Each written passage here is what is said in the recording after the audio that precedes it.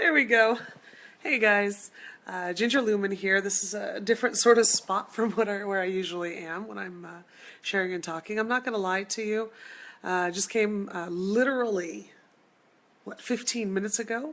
Got off a 3.5+ hour drive home from being on the road for 2 days, talking with folks out in the world about what else? Project-based learning. And so I'm not going to lie to you. I'm a little tired right now, and I don't have some notes prepared. So I'm gonna kind of go off the cuff. One of the questions that I received for this Ask Ginger Anything was, okay, Ginger, we know the project. I'm paraphrasing. This wasn't exactly the question, but it's coming in. The question was, so we know that project-based learning is learning by doing. That we give the kids a question, a challenge, and in that they are learning their information that they need to by doing the work. But Ginger, you can't tell me that we have to pre-teach them, right? I mean, we've got to have some sort of lecture and direct instruction. That's our question tonight. I get that asked a lot, particularly from secondary and high school teachers, because they're used to really delivering a lot of information like that. Now, I get it from everybody. They say, well, they don't have the basic skills. How are they going to be able to do this if they don't know beforehand? Remember that with project-based learning, our job as the teacher is to make sure that the question or the challenge is really tasty. It's something that they want to do, and we make sure it's tasty by either making sure they've picked up and created the question, or with a lot of us when we're brand new, that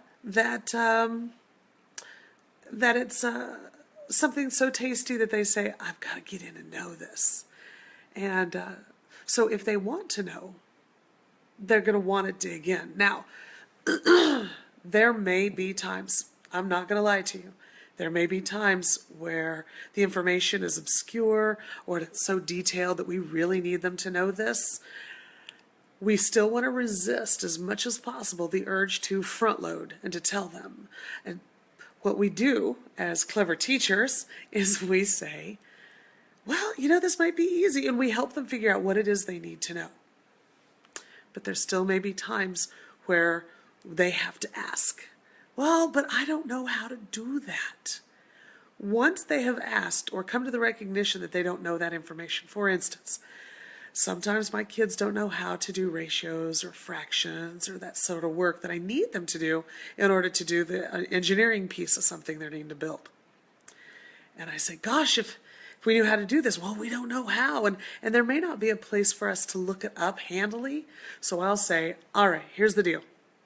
If you need this information, which I know they do because I made them stumble over it, come meet me over to the side and we'll have a mini workshop where I might give them direct instruction for 5 to 15 minutes maximum.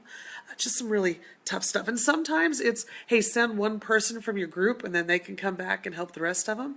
Sometimes it's anybody who needs this information, like if it's a grammar issue or how to cite something or how to qualify whether a website's quality or not or something like that, right?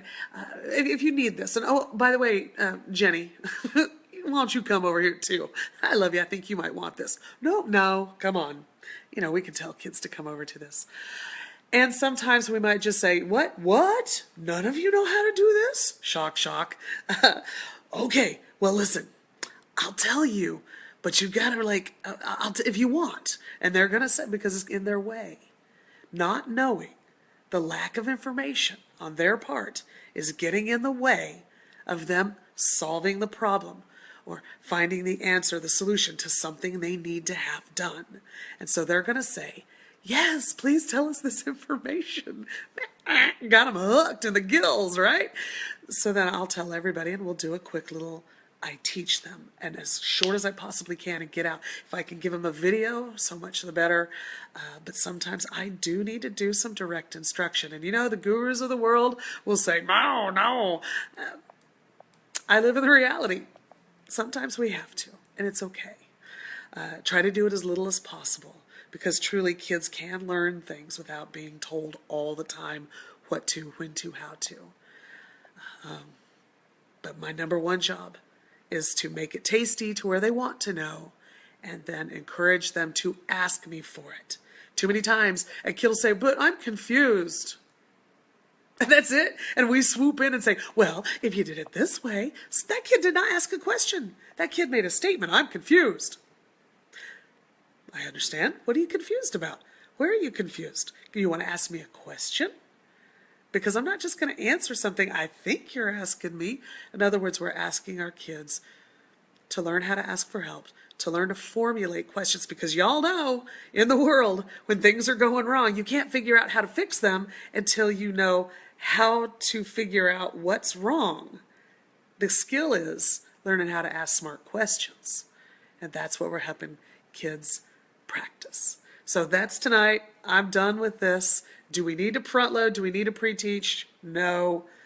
Can we from time to time? Yes. Carmen came in. Thanks. I appreciate you stopping in. And I know it's Friday night and most of y'all have other things to do, football games and family and resting after a long week. But I appreciate you coming in, even if it's not Friday night later when you see this. Have a good time, y'all. Thanks for listening.